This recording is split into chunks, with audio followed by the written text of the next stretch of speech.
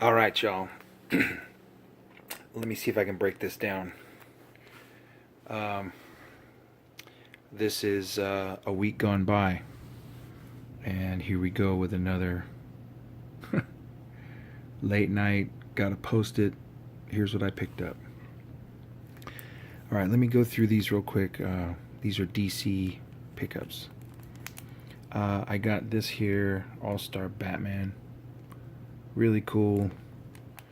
Reminiscent of a lot of the uh, detective stuff that I've been looking at lately. Bianchi's art. But I think this might be the Fuimura. I'm not entirely sure, but it was really cool. And I don't collect All Star Batman, but I picked it up. Uh, I went ahead and I picked up the Black Racer one shot, and I left Darkseid special one shot on the stands. I think I'm gonna give this a shot, and maybe tell me down below if I'm blowing it with the Darkseid, not picking that up. But anyway, Black Racer. This was kind of a circle back around pickup on this Flash 28. I've just been getting both covers lately. I also circled back and I picked up Harley Quinn, surprise, surprise, part 1, issue 25. I don't know. The other connecting cover Harley Quinns lately have been really cool, and a lot of people have shown them on vids, and they look awesome spread out like that. But I like this cover too. I can't recall who I saw show it back to back with those. I think it was Gomez. But yeah, this was sweet. Thanks to him for reminding me that I should pick up that. Of course, we have this one, and I can't help but say that this is the homage to that famous National Geographic, probably Pulitzer Prize winning photo of a girl with a similar little red hooded outlook. But I don't know, Jenny Friesen's killing it. I think in my next video, I'm gonna post the entire cover run of Jenny Friesen on Wonder Woman. I'll just run through them real quick because I think everyone needs to see them. I got more Friesen coming up in this too. I've been kind of on that lately. All right, so that was some DC pickups. Now I kind of want to get into this special thing here. This is just I don't know, it's just a slab of this Negative Burn number 13. Negative Burn was like a compilation, and if you see here, Brian Boland, Alan Moore, Neil Gaiman, Brian Michael Bendis, Evan Dorkin. I mean, there was a lot of people that were throwing their name behind this. Terry Moore, and that's kind of why I have this, because this has the Strangers in Paradise and Milk and Cheese Evan Dorkin story. This was just something I picked up because it had Strangers in Paradise, and that's kind of my spotlight tonight, is Strangers in Paradise. Now with that, we come to this real quick. This is the first issue of the 3-issue run, First Stranger in Paradise by Terry Moore. The print run on these, you can't quote me on it, but it's in the few thousands. I don't know, maybe 3,000 plus. I don't know. I'd love to, once again, no exactitudes on print runs, but anyhow, that was the issue 1. The issue 2, which, if you know, they're, like I said, they're really only a few thousand of these, but this one had a nice little crimp in it. But otherwise, just one of my favorite covers in that time. All white, blood dripping down there. Very cool. And then the issue 3, I quite like the issue 3 a lot as well. anyway, so I wanted to show these off, only to realize that I had a second set, and these are in a little bit better shape. The number 1, and then of course the number 2 that I didn't want to have the crimp in, so I got a 9/6 copy of that, issue 2 of Strangers in Paradise. And the last one, a second copy of the issue 3, which I really like that cover too. So I thought it was cool being into indie books that I put together a double run of the first Strangers in Paradise, just to show those pretty hard to find books. Okay, moving on into the next part. I showed some DC, and I did that little spotlight. Now I'm going to show Marvel pickups. Deadpool, ta-da! Got rid of Cap for you. That was Deadpool number 35. This next one, Edge of Venomverse. Man, this makes me mad. Like, I was like, I don't collect Edge of Venomverse. I really wasn't happy with the whole Venom everything, but I couldn't put this cover back, and it came home with me. So, right on. Is that Clayton Crane, maybe? I don't know. It just came home with me. One of the few stories that I've been reading, infamous Iron Man, number 11. Once again, I don't know. Did I get suckered? But I'm here at the end of Secret Empire number 10. Mostly for that wonderful Mark Brooks cover with Hydra Cap presiding over all the people he apparently just knocked out. So,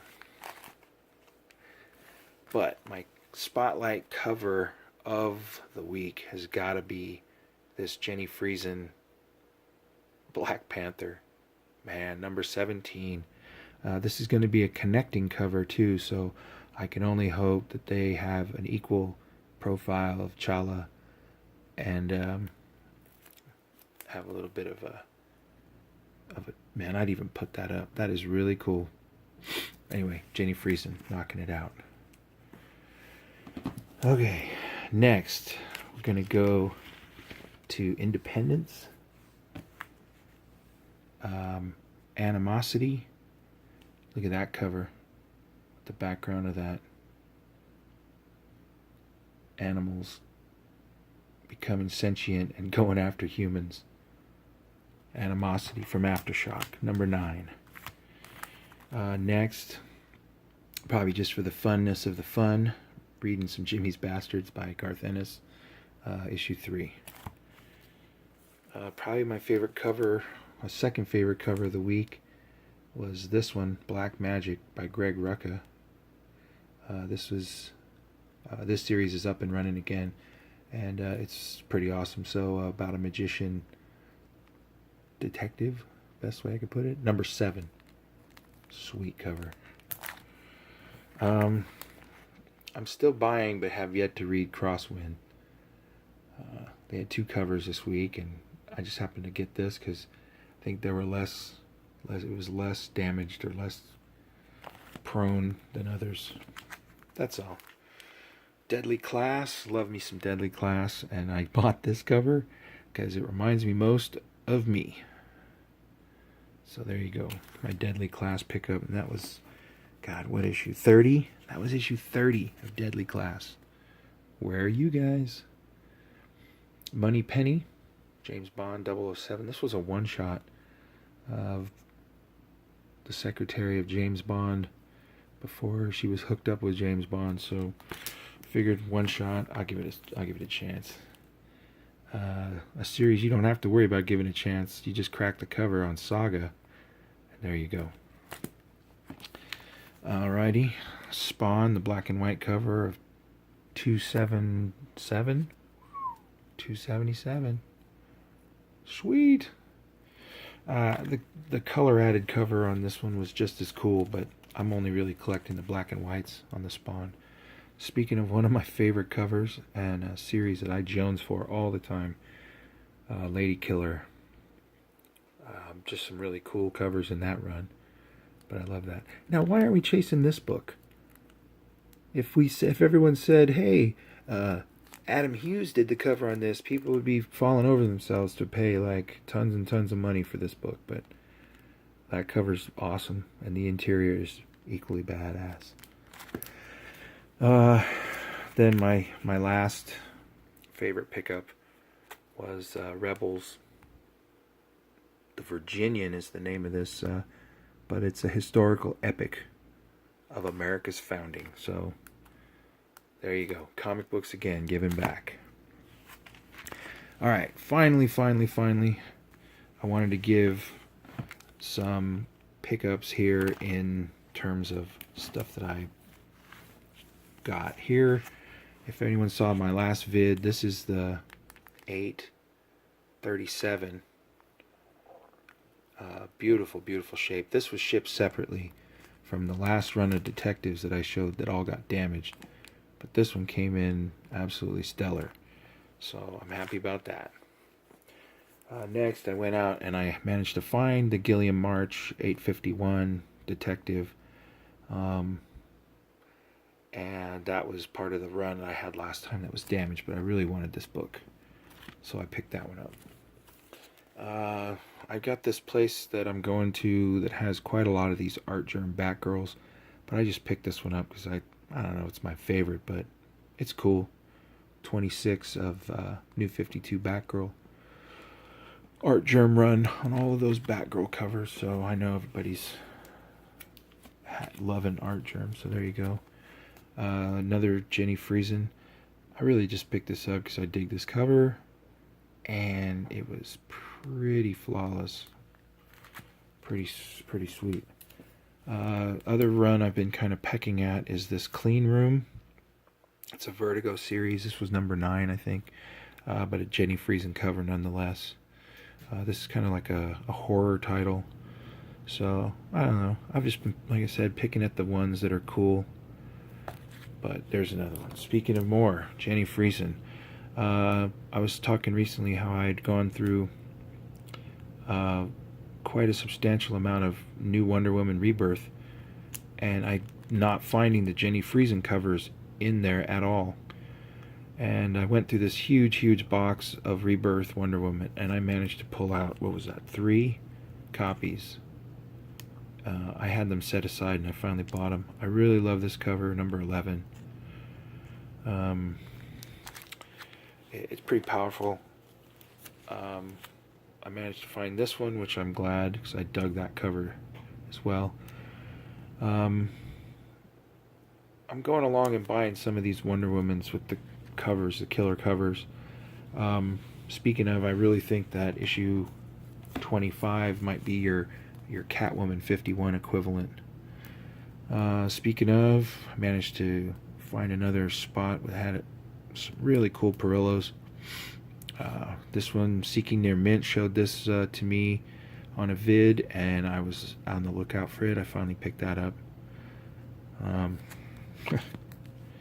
And this cover from Warlord of Mars is just really cool. The butterfly, the whole thing. I got another one of these.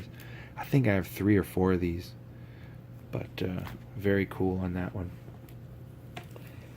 Despite having a slight spine tick, I couldn't let this sit. This is probably one of my favorites in the Red Sonja run, and there are a lot of cool ones for Lucio Parrillo. I just thought this was great. I mean, that just really captures the artist. Now, I was trying to relate, like, who's Parrillo? I mean, he's like a direct descendant of, like, you know, Boris Vallejo and stuff like that, but I think a lot more realism. I even think I had this book already, but I just love this because I love the expression on her face. And that's one of the things I think is Parrillo really captures a humanity where, like, a Boris Vallejo was anatomically, you know, hyper realistic art, but it still looked like a painted figure, whereas this looks like a photo figure. I don't know. That's just my opinion, but everyone knows that I've been kind of crazy on Lucio Parrillo lately, so that one's kind of hard to deny. Still, that's my favorite. Finally, I'm glad you all stayed to the end. I just wanted to show this. I just picked this up today. This here is Iron Man number 11, 12-cent Marvel. This was in really nice shape.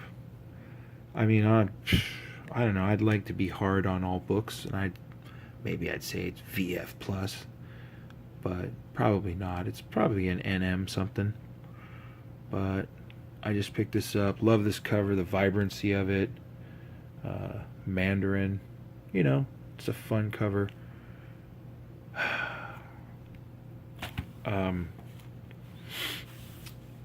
Wanted one last mention, and those were the books that you didn't see today because of various reasons. Space Riders number 3, Stray Bullets 27, Heavenly Blues number 2, Solar Flare number 5. There's Nothing There number 4, and Rapture number 4, the J.G. Jones cover, with a side note of several others, but only someone crazy like me would consider buying Batvark number 1. A side note, Robotech number 2 came out, and I had zero interest in it at all, obviously. And there's something there. It leads me to believe, about like the Art Germ cover previous. I don't know. I'm going to have to expand on that in a later video. There's a lot of stuff I did want to say, but this thing went too long anyway. Peace out. And this is Pope Cerebus saying goodbye from California.